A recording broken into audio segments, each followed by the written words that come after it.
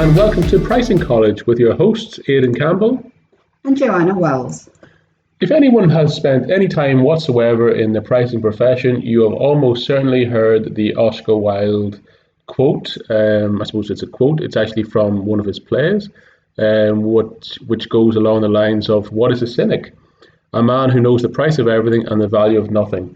And it's almost been so overused, we want to cover today, is it a cliche or does it have any value to people in business and the pricing profession? Yeah, I think it's overused because it's well-known quote, it's overused to define a cynic because it's great. But actually, I think it's kind of underused in the pricing profession.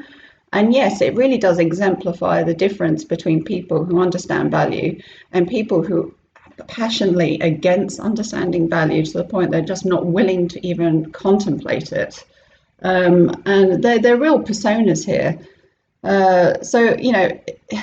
We find, I've met very cynical managers and executives in businesses who are just they just do not want to give up on cost plus pricing. They see it as, the be all and end all of everything, and there couldn't be anything else that could replace it. And it's almost this, even bringing up a concept of value would be sort of, pushed aside as almost, something ridiculous to discuss in a meeting room, even though everyone else can kind of see that there has to be more to life than just literally the sum of the component parts of each individual different types of things and cost, and then adding a markup to get money. It's just almost too simplistic for words. So this quote means, it does actually mean a lot to pricing people, but I think it's actually not really discussed enough. I think it highlights for me. Obviously, I don't think Oscar Wilde would really appreciate other people changing the meaning of what he wanted to say into something completely different. But I think it really does differentiate. There is a massive difference in price and value. They're completely polar opposite things, whether we want to call the person who sees that as a cynic or whatever else. And the flip side, of course, from the Oscar Wilde play was also a sentimentalist is the flip side of that coin. But someone like who sees, you will see it in companies where the company is very much focused, as Joanna said, on cost plus or some other method. They will not invest in, building the perceived value of the product, increasing the value of the product innovation, those sort of aspects. They don't see the value that the product can really offer, and they see it as, marketing airy-fairy sort of nonsense. And I've worked in companies, I'm sure many of you have, where it's just dismissed. It's just dismissed by the old school accountant approach. And again, I previously was an accountant, so I'm not bashing that profession, but it's almost the negative sides of that profession whereby people just dismiss, the concept that value even exists or that value can really help prices increase. It's seen as either too complex or just fluffy nonsense. Yeah, when I look at that quote, a man who knows the price of everything, it's almost like in terms of the business, they see the product portfolio as literally just stock sitting there on the shelf that needs to be moved. It's very transactional. Everything, I'm sure that a great accountant would know all the prices very well, have them catalogued, recorded, can model them, can do all of that stuff, have it all in the mind or all in Excel, and they can just quote it. But that's it. That's as far as it goes. And in terms of the last, statement there of the value of nothing, a person like that would just see it as a very transactional thing. They won't think about, okay, why are people coming to the business to buy these products? What is the value of it? The value really is, why are people consuming? That's a question, that a good pricing person will ask, and many accountants don't ask. It's again, I'm not bashing accountants. It's not their area to ask. It's like, but at the same time, the good ones do, and it just opens a whole different realm, a different subject, a different discussion that is much bigger, and that's where you can find greater price premiums to really drive profitability. If you just stick at, this is just a volume game. This is just stock we need to push out the door. You're really limiting yourself and that value equation. Sometimes, like in many aspects of life, the truth can hide in plain sight. It can be so obvious that people can't see the wood for the trees, to use another literary expression. We might start doing literary expressions or quotations on this podcast also. But sometimes you can't. It's so obvious to some people and so almost invisible to others. You even think, even if you question stuff for 1 minute, it becomes certainly clear that value can drive price. You look at, say, you're a wine business. You go into any wine shop or bottle shop, and you're selecting a bottle of wine for a dinner party. Clearly, there are very different products on those shelves. They might be in this exact same style of bottles. They might be the same shape. Even the label might be very similar, but the price for one versus another could be infinitely different. And it's not just down to the taste that people talk about. It's just the taste. In any aspect, there's hundreds of differentiators. You look at champagne versus any other sparkling wine. You look at a cava, a prosecco, all these different things, or an Australian sparkling wine.